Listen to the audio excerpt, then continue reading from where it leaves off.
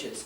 And it cost us literally $40,000 just for the audio equipment for a march of 1.2 million people.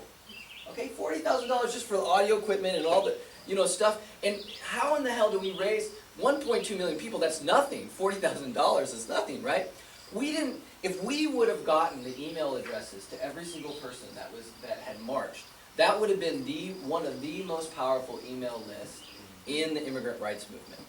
Okay? 1 month after May 1st, where we had a general strike that shut down the economy of Los Angeles, we wanted to do a march at the cornfields, which is like a famous place in Los Angeles, and we had no idea how to contact these people who had just shown up 1 month earlier to one of the largest, most powerful, energetic actions they have ever participated in. How do I even contact them? No one gathered the emails. We were dependent on the mainstream media and the Spanish language media to communicate with our base because we didn't even have anything to do to get them involved, and we didn't have a way to raise money. In Birmingham, this was a huge issue because they realized that all these places across the country were buzzing with activity, and you know what they did? They placed a paid advertising in the New York Times.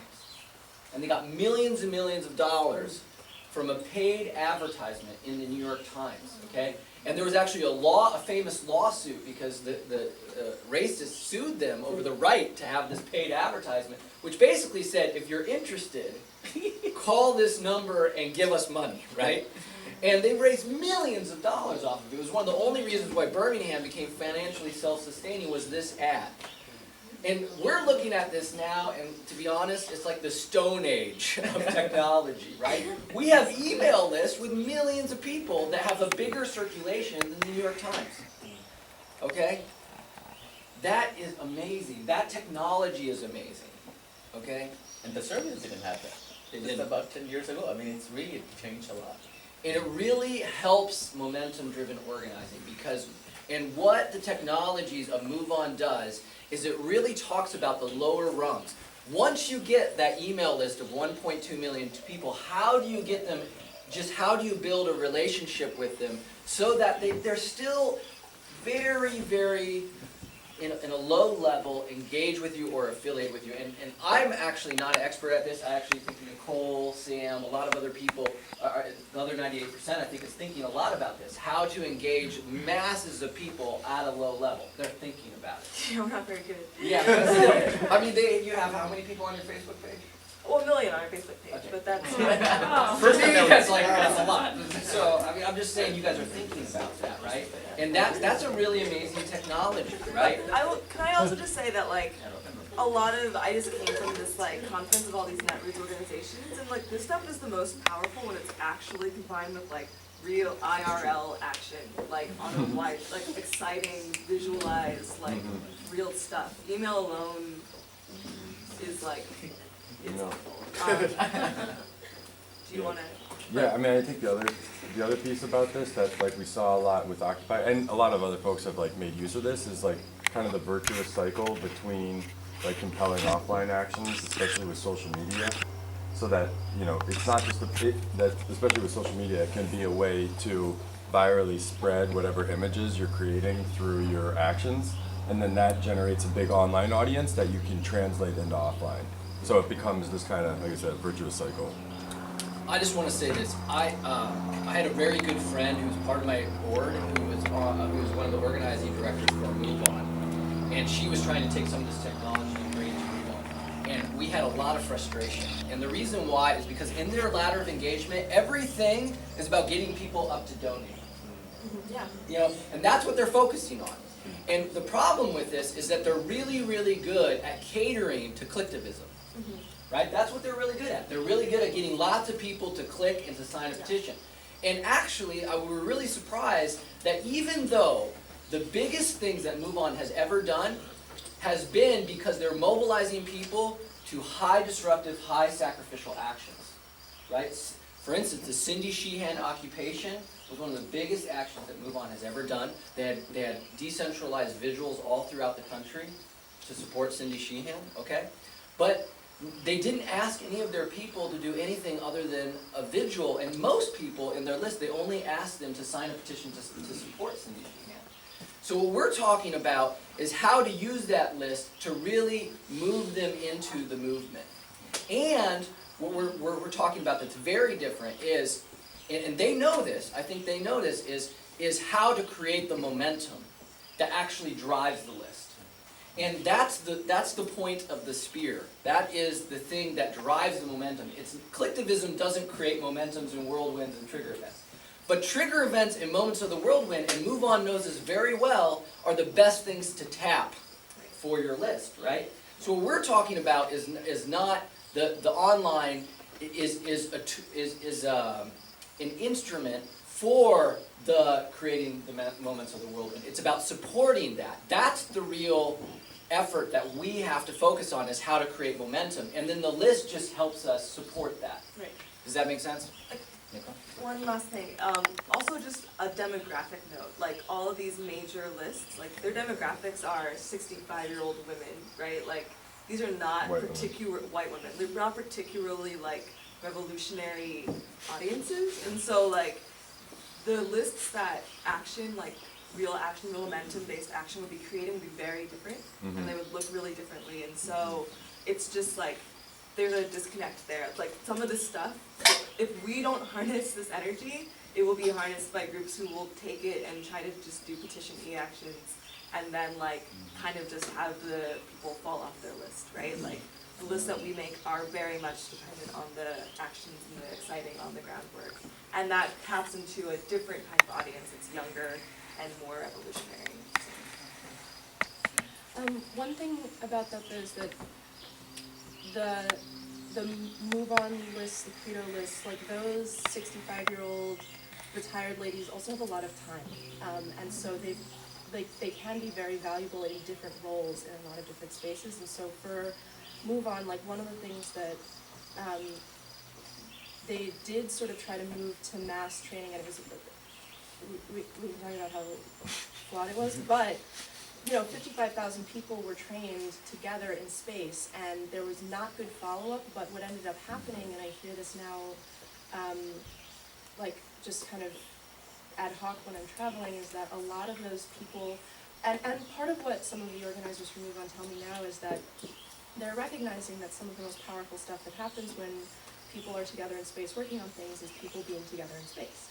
And having conversations and knowing each other and meeting each other. And I know, but they're like, sometimes you plan for that and sometimes it's like a happy accident. But one of the things that I'm hearing now is that a lot of the people who were energized by online actions and online lists, when they were put into mass training spaces, even though the organizations that they came with didn't have plans for them afterwards, they stayed in touch with a lot of the other folks that they met and have been taking on roles in other work. And so the retiree folks stuff envelopes for the queer organization that they just met at this training, and so there's an interesting potential and dynamic in that kind of, since these big online lists aren't necessarily utilized in real life as much as they can be, and because they are often certain demographics, what are the ways in which they can support some of the other work has been an interesting question for me. I will say that while some of the older lists are older demographic, there are newer lists. So like Some of Us and All Out and like some more of the like issue focused organizations are changing some of that and like integrating social media, like Tumblr in a way, like in Instagram sort of into what they're doing. But I also just wanted to add that like yes, agree with sort of all of what you guys are saying, and that like a huge pitfall is that we haven't figured out how to integrate yet. We haven't figured out how to turn offline to online, and like some argue that like the Obama campaign was like a first step in that, but as a field organizer I saw a complete separation between like the online and what was happening. But what I will say is that what online organizations often talk about is also the leadership the leadership ladder, and how, you know, the theory is that, and this is like brand theory as well, but that like 90% of your list will always be like clicktivists, basically. You know, they'll always just share, they'll always just sign your petition, but then 9% of your list will sort of donate, or, you know, take a small action, or maybe attend an event or something like that. And then 1% of your list will be those core leaders. And so those are people who will organize rallies for you, who will show up, who will be the most responsive, who take, you know, 50% of your actions, or whatever that number is. And so the like theory is that the more people you have in the 90%, the more people you're going to have in the 1%. And so you're able to continue to it's a way of actually building certain types of leadership. The question is then, how do you engage those leaders? And sorry if I don't know, skipping through, but that's a... So I just want to back you up that Yeah. actually these lists know that a lot of what engages their 90% is the high sacrificial, high disruptive stuff. Yeah, And actually, we need that 90% to donate and support. yeah, But the problem is that Cindy Sheehan isn't getting the money from Move On, Yeah. and they're not getting the support from Move On to actually do what creates the momentum that is capitalizing off of it. Presente is a good example of that. I mean, I don't want to bash them, but they capitalize off of the momentum that's created from militant actions from the DREAM Act students. So they capitalize on it, they get a lot of money, and the DREAM Act students are like, we need money, give us money for doing militant actions that actually create the momentum that you're tapping, right? So what we're saying is, you need to create an integrated structure that gives you the online apparatus so that 90% of old ladies are donating to Moments of the Whirlwind and trigger events and militant or escalating strategic action, instead of funding all these online organizers that are teaching people just to sign petitions.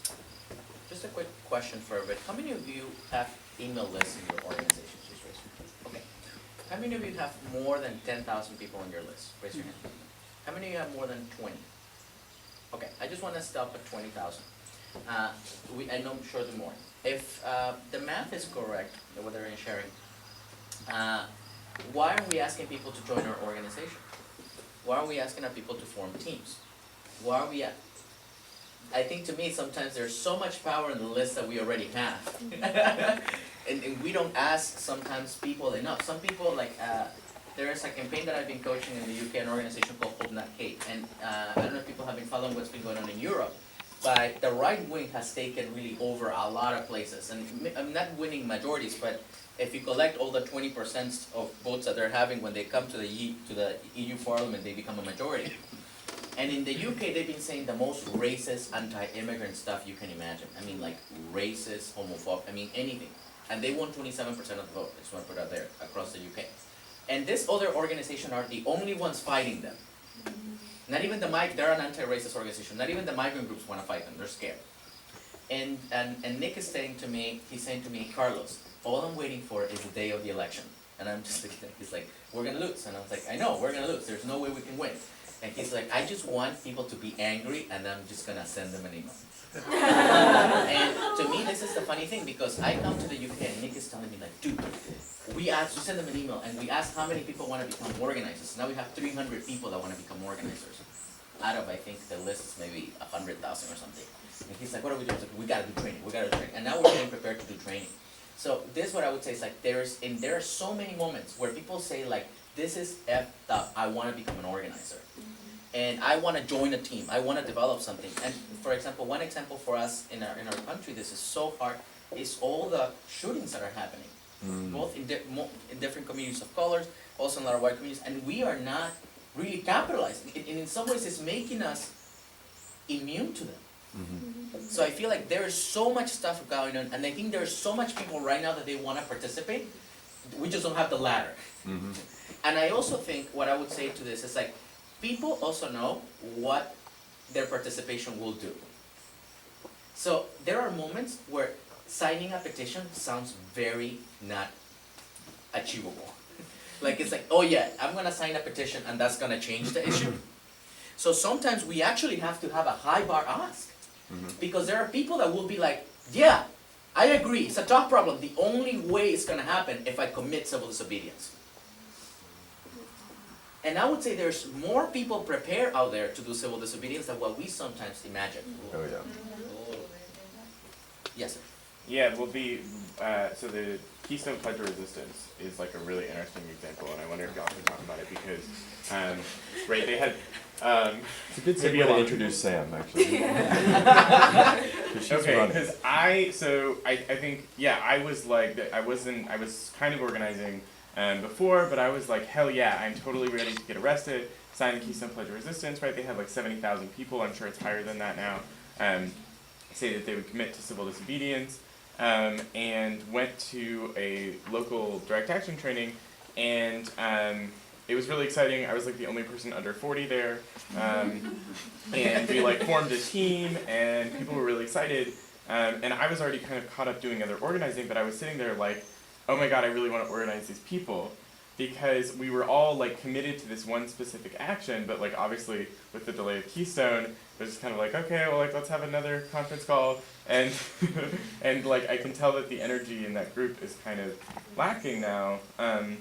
And so I wonder if like the DNA that we're talking about, maybe you should just talk, but like like that was the only thing that I felt was missing, was it was like all these people were like so ready to get arrested, but just didn't have a place to go. Sorry. No, that's 100% right. Do we want Sam to introduce yourself? That is my pain. Sam, can you introduce yourself and then you just join us? What do you want me to say? Yeah, sorry I came late, y'all. I had a meeting in New York for work that I couldn't get out of, but I'm really excited to be here now. I work with Nicole at the other 98%, but I'm also part of the Ruckus Society and Inspires in the city. And as part of the other 98, I worked a lot on the Keystone Pledge of Resistance. We were brought in by Credo, which was the instigator, and then worked with Rainforest Action Network.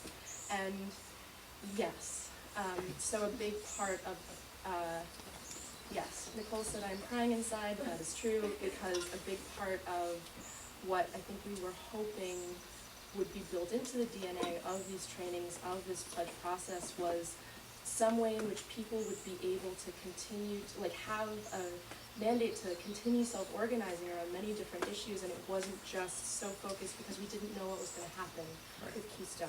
And I'm really excited to hear that you enjoyed the training. I'm totally not surprised that you were the only person there under 40. That was a big part of, so yeah, it was another one of those things where it was like people coming into space together, building connections, and then the mandate was so narrow and the framework was so narrow that everyone's kind of sitting there waiting and like, you know, getting the email updates, and it keeps getting pushed back, and who knows what's going to happen with it. And there isn't, and there are different groups who are just like, screw it, we're going to do our action now. Or there are other groups who started kind of on the side, just being like, actually we have shit in our own town that we need to deal with, and have started doing it, and it's awesome. Unfortunately, the apparatus that we created is not allowed to like officially support or endorse, and I think that's a problem. But yeah, that's another example of like tens and tens of thousands of people off of email lists, organizing, put in space together, mass training, and then even in this one there was a clear follow-up plan, but it was a totally insufficient follow-up plan. And just real quick, as like the unofficial hype man of the Occupy-related crew, just say that Sam also was one of the lead trainers on the 99% Spring, so I'm sure has a lot of thoughts on like how to do mass training well and what could And be. what doesn't work? Yeah, right. So if you have questions about that, sure, I'd love to talk. I just want to say,